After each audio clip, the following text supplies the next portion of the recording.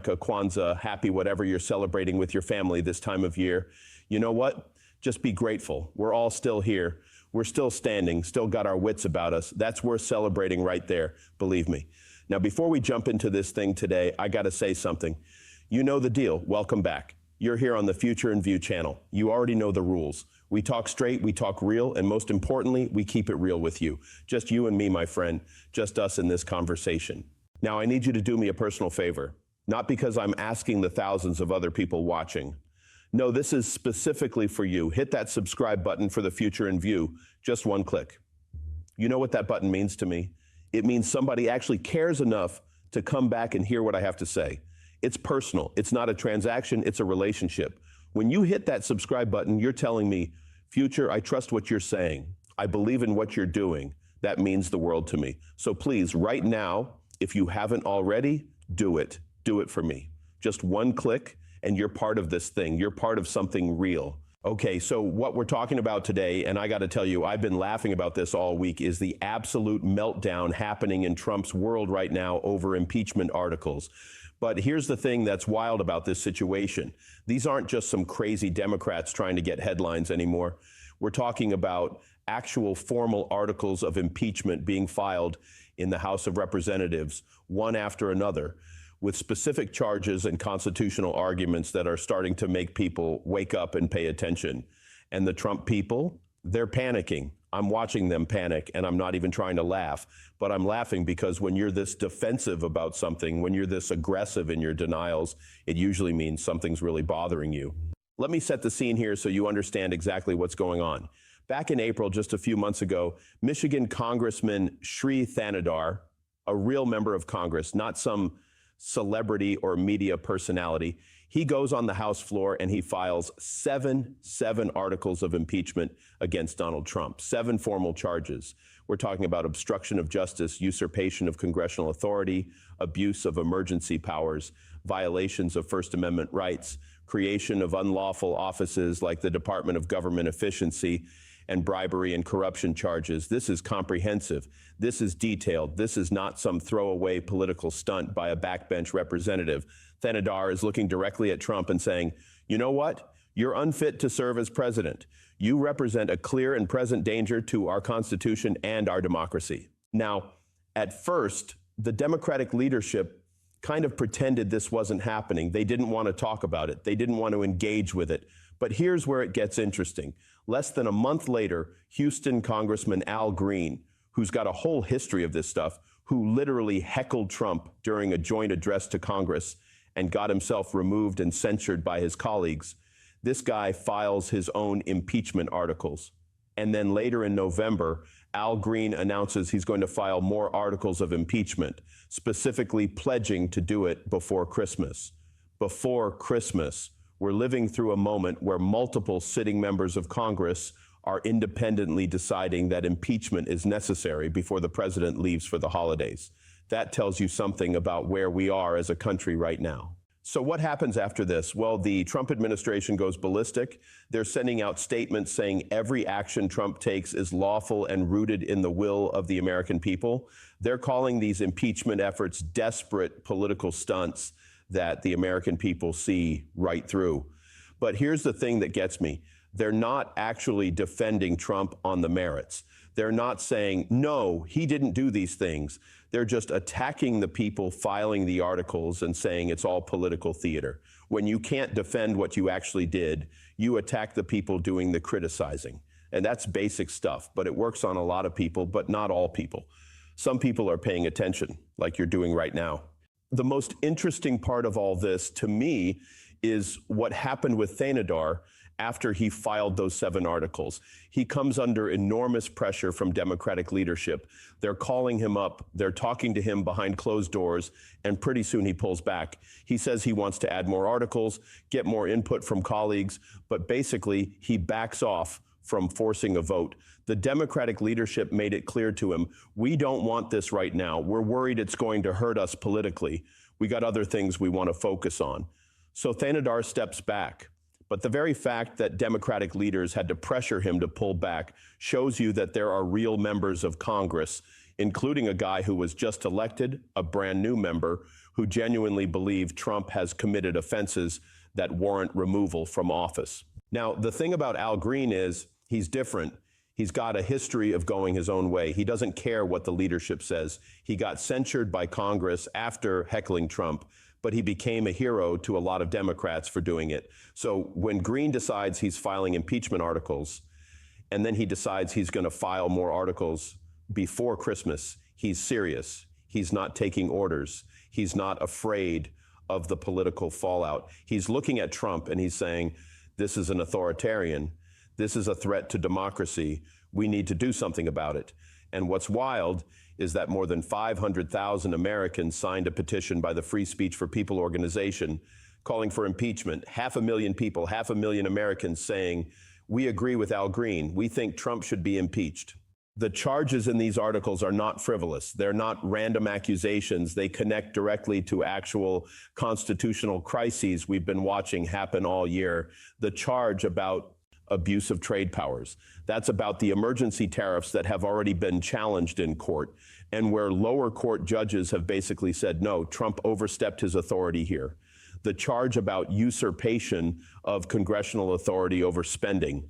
That's about Trump redirecting money that Congress appropriated for one thing to be used for something else entirely without asking Congress. The charge about abuse of emergency powers. That's about all the different ways Trump's used emergency declarations to bypass normal governmental procedures. These aren't made-up charges. They're connected to things that actually happened. And then there's the newer charges that Al Green is including about military action. In June, Trump announced attacks on Iranian nuclear sites, Fordo, Natanz, and Isfahan, without going through Congress first, without getting congressional authorization, without even properly briefing congressional leadership beforehand. He just announced it on Truth Social, and boom, military strikes happen. Now, the Constitution is pretty clear about this. Only Congress can declare war. The president is the commander-in-chief, but he doesn't get to unilaterally launch military operations without congressional approval. Green is citing this as an abuse of power that facilitates authoritarianism. And you know what? He's got a point there. What's gotten lost in all of this, what the mainstream media doesn't spend enough time talking about, is the fact that a lot of these articles are using the word authoritarianism explicitly. That's not politics as usual. That's not just partisan back and forth. That's members of Congress formally charging that the president is moving the country toward autocratic rule. That's them saying he's consolidating power in dangerous ways. That's them saying he's attacking the judiciary. He's defying court orders. He's trying to make himself above the law. Whether you agree with that assessment or not, that's what these formal charges say. That's the record. Now, I want to be clear about something here. Is impeachment going to go anywhere? Probably not. Republicans control the House. You need a majority to impeach and then 2/3 of the Senate to actually convict and remove. With Republicans in charge of both chambers, that's not happening. Trump's base isn't going to abandon him. Most Republican senators are going to stick with him. So from a practical standpoint, these impeachment efforts are probably dead on arrival. But that doesn't mean they don't matter. That doesn't mean we should ignore them because they create a formal record. They put people on the record. They force the question, what are the limits of presidential power? When do we say enough is enough? When do we actually use the tools the Constitution gives us to check a president? And here's what I find fascinating about watching all this, and this is where I got to laugh a little bit, is how defensive Trump's people get about it. You'd think if they were confident in their legal position, they'd just be like, yeah, whatever. It's never going to pass. But instead, they're aggressive. They're angry. They're attacking the people filing the articles. They're using words like witch hunt and political theater. They're saying it's a desperate stunt that Americans see right through. But the truth is, it's working on some people. 50% of Americans have heard about these impeachment efforts. They're not forgotten. They're not just some inside baseball thing that Washington insiders talk about. Real people are hearing about it, thinking about it, forming opinions about it. That's real power, even if impeachment never passes. What's interesting to me from a political standpoint is the split within the Democratic Party about all this. You've got the progressive wing saying, we got to do this. It's a constitutional duty. We can't just sit on our hands while a president dismantles democracy. History will judge us for it. And then you've got the more moderate wing saying, look, this is a political trap. It's not going to work. It's going to backfire on us. We need to focus on elections and let the voters decide. That's a real tension. That's not made up. That's a genuine strategic disagreement about how to respond to Trump's presidency. And it's playing out in real time with guys like Thanedar backing off and guys like Green doubling down. The one thing all these impeachment efforts have in common, though, is that they're happening because real members of Congress believe Trump has gone too far. They're not doing this for attention or headlines. Most of these guys would probably prefer to be doing other things, but they look at what's happening in Washington. They look at the courts ruling against Trump's actions. They look at the way he's consolidating power. They look at the attacks on the judiciary, and they go, we have to act. That's conviction. That's principle. You can disagree with whether impeachment is the right response, but you can't say these members are doing it for trivial reasons. All right, look, I know impeachment talk can feel distant and abstract. It's Congress, it's constitutional law, it's political theater. But underneath all of it, there's a real question being asked in America. Is anyone above the law? Is there a real check on presidential power? Or is it just whatever the current president decides to do? Can Congress actually use the tools it has to restrain a president who's abusing power? Or is impeachment just a symbolic exercise that never actually removes anyone from office? These aren't small questions. They go to the heart of how our government is supposed to work. They go to the heart of democracy itself. And when you've got guys like Al Green willing to stand up in Congress and say, yes, we're going to pursue this despite the political cost, that matters. That's important. That's worth paying attention to. The 6th and 7th articles, bribery and corruption, these charges allege that Trump has used his office for personal enrichment, that he's accepted benefits that violate constitutional prohibitions on emoluments. The founders of this country were deeply worried about presidents being corrupted by foreign or domestic interests. So they put a clause in the Constitution saying the president can't accept gifts or benefits from foreign governments or domestic interests without congressional approval. The charge is that Trump has violated this. Now, taken all together, what do these articles paint a picture of? A president who sees the rules and procedures of government as obstacles to be overcome rather than constraints that he needs to respect. A president who's consolidating power, taking authority that belongs to Congress, attacking people who criticize him, and allegedly enriching himself in the process. Whether you think those charges are accurate or justified, that's what's being alleged by sitting members of Congress. That's the formal accusation. And here's what gets me about this. These charges aren't vague. They're not just Trump being a bad guy. They're constitutional violations. They're specific actions that allegedly violate specific parts of the Constitution. They're documented. They're cited. Courts have already ruled on some of them. So when the Trump administration says this is all a political stunt and Democrats are just being partisan, they're not actually engaging with the substance of the charges. They're just dismissing them. They're not explaining why these aren't constitutional violations. They're not defending Trump's actions on the merits. They're just saying it's politics and it won't go anywhere. Al Green's articles add another layer to this. He's focusing on the authoritarianism angle. He's saying Trump is turning America into an autocracy. He's pointing to Trump's attacks on the judiciary, his military actions without congressional authorization, his attempts to consolidate power. He's putting a name to the pattern. He's saying this isn't just Trump being Trump, doing Trump things. This is Trump systematically dismantling democratic institutions and moving the country toward authoritarian rule. That's the charge. That's what's being formally alleged. Now, is this going to succeed? No. Republicans control both chambers of Congress, but that doesn't mean the charges are meaningless. That doesn't mean they're just political theater. What it means is that the impeachment efforts are happening in a context where they probably won't lead to removal, but they might lead to something else. They might lead to public understanding of what Trump's actually doing. They might shift public opinion. They might create political pressure that leads to investigations or other consequences. They might prepare the ground for something bigger if circumstances change. They might inspire people to vote differently in 2026. There's a lot of things they might do besides actually remove Trump from office. And that's what's driving the panic. Trump's people know that impeachment probably won't succeed, but they also know that these articles, once they're filed, once they're in the public record, once people understand what the charges are, it changes the conversation. It puts Trump on the defensive. It forces Republicans to choose whether they're going to defend these actions or distance themselves from them.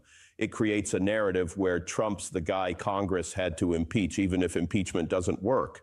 And that narrative is powerful. That narrative matters. That's what's got them worried. So let's talk about the political dynamics here, because this is where it gets really interesting from a strategic standpoint. You've got different wings of the Democratic Party wanting different things. You've got outside activist groups pushing for action. You've got Republicans circling the wagons. You've got the mainstream media trying to decide whether this is serious or just political theater. And all of it's happening while Trump is in office, while he still has power, while he can shape the narrative. That's the environment we're in right now. On one side, you've got progressives like Thaindar and Green who believe impeachment is a constitutional duty, regardless of whether it can succeed politically. Their argument is simple. If the president has committed high crimes and misdemeanors, Congress has an obligation to impeach him. It doesn't matter if the Senate won't convict. It doesn't matter if it'll fail. The Constitution gives Congress this power specifically to check a president who's abused his authority. Using that power isn't politics, it's governance. It's the constitutional responsibility Congress has. But the Democratic leadership looks at this calculation differently. They remember what happened during Trump's first term when impeachment happened. They remember the political backlash. They remember that impeachment energized Trump's base more than it hurt him. They remember that it played into his narrative about being persecuted by Democrats. They remember that ultimately it didn't change anything. Trump was acquitted by the Senate and continued serving his full term. And they're worried that the same thing will happen again, that impeachment will fail. It'll backfire politically. It'll hurt Democrats in the 2026 elections. And for what? For a symbolic gesture that doesn't actually remove Trump. So you've got this split. You've got Thaindar filing articles, then getting pressure from leadership and backing off. You've got Green filing articles, then getting pressure from leadership, but refusing to back off because he's not as concerned about party discipline. You've got 500,000 people signing a petition. You've got advocacy groups organizing around this. You've got a fundamental disagreement about strategy and principle within the Democratic Party itself. And in the middle of all this, Republicans are pretty unified. They're not calling for Trump to resign. They're not calling for investigations. They're not splitting with him over this. They're defending him. They're attacking the Democrats for filing the articles. They're saying this is proof that Democrats will do anything to undermine Trump. It's a coordinated defense that basically says these charges are politics. Don't take them seriously, and we're sticking with Trump no matter what. What's fascinating to me is watching how all these different actors are playing the long game here. Democrats who file impeachment articles know they won't succeed now, but they're creating a record. They're building a foundation for future action if the political situation changes. They're shifting the conversation. They're forcing people to engage with the actual charges, even if they ultimately reject them. Advocacy groups know impeachment won't work, but they're using it to build political pressure and get people mobilized. Republicans know these impeachment efforts will fail, but they're using them to turn Trump into a victim of Democratic overreach and energize their base. Everybody's playing for something bigger than just this moment. And that's what's really happening underneath all the headline noise. And this isn't just about whether Trump gets convicted and removed. It's about shaping the political narrative heading into the 2026 elections. It's about energizing bases on both sides. It's about setting precedents for what kind of presidential conduct we're willing to tolerate. It's about defining what authoritarianism looks like in America and whether we think we're seeing it. All of these are big, long-term strategic questions, and the impeachment efforts are part of that larger battle. What gets me, honestly, is that you've got serious people in serious positions making serious charges that the president has committed serious constitutional violations. You can agree or disagree with them, but you can't say they're not serious about it. You know, Thanadar's a real congressman. Green's a real congressman with a track record of following through on this kind of thing. The Free Speech for People organization is a real legal advocacy group making constitutional arguments. These aren't random people on the internet. These are people with real authority and credibility making a formal case. And the Trump administration's response is basically to dismiss it all as politics. That might work with some people. It might work with his base. But for people who are actually paying attention to the substance, who are actually reading the charges, who are thinking about what the Constitution says, it's not a very compelling response. Now, let me tell you what I think is really going on here, because I want you to understand not just the facts, but the context.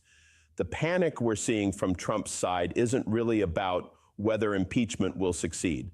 They know it won't. The panic is about something else entirely. It's about Trump's ability to dominate the narrative. It's about him potentially being vulnerable to something he can't control. It's about the possibility that Congress might actually use one of its constitutional powers to check him, even if that power ultimately doesn't remove him from office. Trump has spent his whole presidency, both terms, pushing boundaries. He's pushed on emergency powers. He's pushed on tariffs. He's pushed on government spending. He's pushed on attacks on the judiciary. He's pushed on retaliation against critics. He's done all this stuff knowing that it's controversial, knowing that courts would probably rule against some of it, knowing that Congress might not like it. But he's calculated that as long as his party controls Congress, he can get away with it. Republicans won't vote to impeach him. Republicans won't vote to convict him.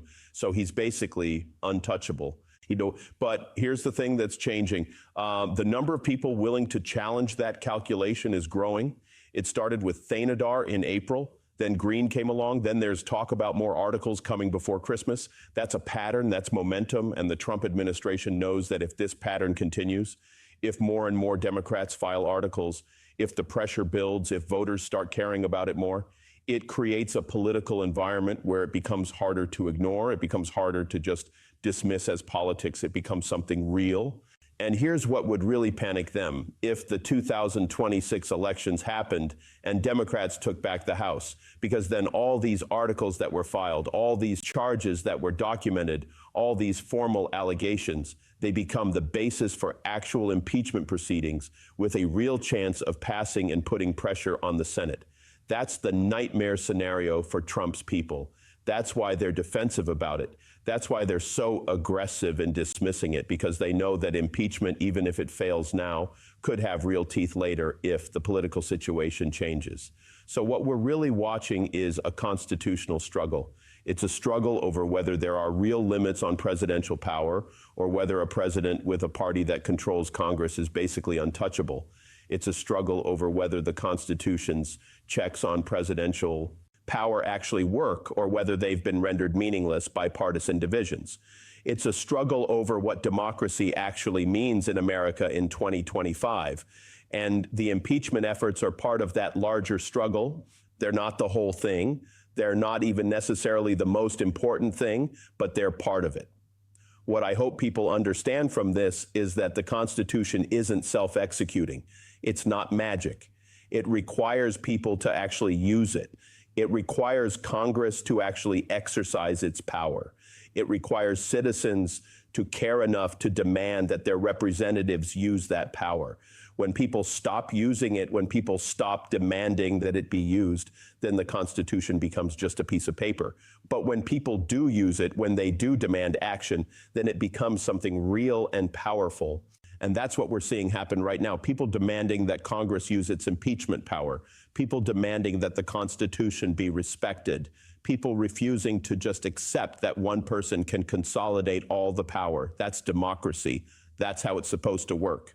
Does it feel broken sometimes? Yeah, it does. It feels broken a lot. We've got a system where a president might commit constitutional violations and still not get removed from office because the other party controls Congress. That's a real vulnerability in our system. That's a real problem. But the fact that people are trying to use the tools available to them, the fact that people are filing impeachment articles even knowing they probably won't succeed, the fact that people are willing to go on record saying the president is unfit, that matters.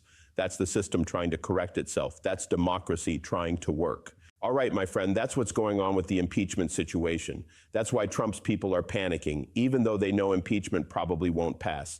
They know that these articles, once filed, once public, once in the record, they change something fundamental about how people view this presidency. They create a narrative where Trump's the guy Congress had to impeach. They force Republicans to defend his actions. They put pressure on the system to do something about presidential conduct that critics say violates the Constitution. And that pressure, that narrative, that record, that all matters even if impeachment doesn't succeed in actually removing him from office. So pay attention to this stuff. Don't just accept what people tell you about it. Read the actual articles. Understand the charges. Think about what they mean. Think about what kind of democracy you want to live in. Think about whether there should be limits on presidential power. These aren't abstract questions anymore. They're real questions being fought out in real time in Congress.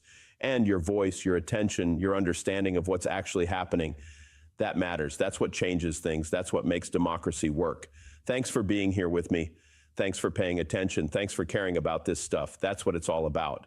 I'll be back soon with more episodes of The Future in View. Keep watching, keep thinking, keep demanding better from your government. That's all we can do. That's all we need to do. Take care, my friend. Happy holidays. Be well. Hello, everyone.